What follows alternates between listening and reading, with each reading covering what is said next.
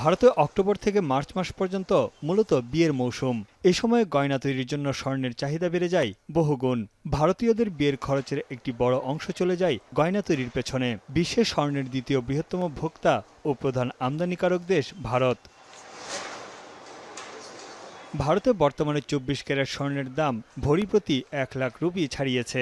গেল এক বছরে দেশটিতে স্বর্ণের দাম বেড়েছে প্রায় 50%। তাই বিয়ের মৌসুমেও पर्याप्त ग्राहक ना पेये विपाके पड़ेছেন জুয়েলারি ব্যবসায়ীরা। यहाँ पे जो टेरिफ में जो डिफरेंस आने की जो संभावना है और बाकी जो अदर कंट्रीज में जो टेरिफ के जो रेट बढ़ाए हुए हैं उससे जो एक यूथ से भी ज्यादा जो नुकसान हुए वो टाइप की एक सिचुएशन खड़ी हुई है। এদিকে স্বর্ণের রেকর্ড দামে মাথায় হাত মধ্যবিত্তদের। বিয়েতে বাধ্য হয়েই তাদের বেশি খরচ করতে হচ্ছে স্বর্ণের জন্য।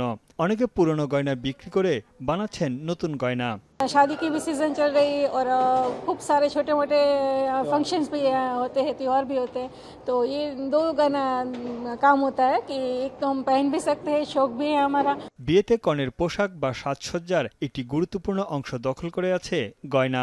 অনেকে বিয়েতে উপহার হিসেবে স্বর্ণের গয়না দিয়ে থাকেন, তাই এই সময়টাতে স্বর্ণের চাহিদা বাড়ে। এর উপর আমদানি শুল্ক বাড়ায় সংকট দেখা দিয়েছে স্বর্ণ আমদানিতে। আগামী 30 মার্চ চৈত্রের শুরুতে ভারতের মহারাষ্ট্র, কর্ণাটক, অন্ধ্রপ্রদেশ ও তেলেঙ্গানায় পালিত হবে হিন্দু ধর্মাবলম্বীদের চন্দ্র সূর্যের নববর্ষ গুড়ি পাদবা ও উগাদি। এ সময় সোনার গহনার চাহিদা সর্বোচ্চ পর্যায়ে পৌঁছায়। এছাড়া 30 এপ্রিল অনুষ্ঠিত অক্ষয় তৃতীয়া উপলক্ষে বাড়ে সোনার গহনার বিক্রি।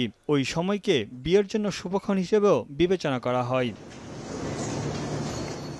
ভারতের স্বর্ণের মোট চাহিদার প্রায় 70%ই গয়না তৈরিতে ব্যবহৃত হয়। ওয়ার্ল্ড গোল্ড কাউন্সিলের তথ্যমতে 2024 সালে ভারতের গয়নার ব্যবহার ছিল 563 টন, আর চীনের ছিল 511 টন। বিশ্বব্যাপী স্বর্ণের অর্ধেকের বেশি চাহিদা থাকে চীন ও ভারতের।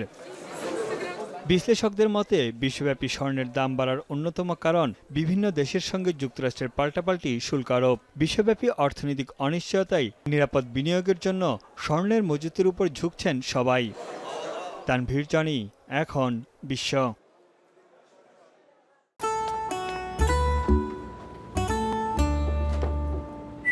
এই ঈদে জুয়েলারি ক্লোদিং এ বিকাশ পেমেন্টে ডিসকাউন্ট।